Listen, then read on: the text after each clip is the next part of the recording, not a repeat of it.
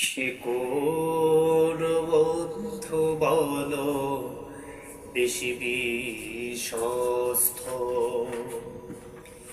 সে কোন বন্ধু বলো বেশি বিশ্বস্ত,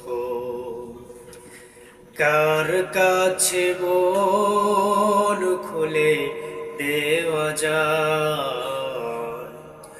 কার কাছে সব কথা বলা যায়, হওয়া যায় বেশি আশ্বস্ত। তার নাম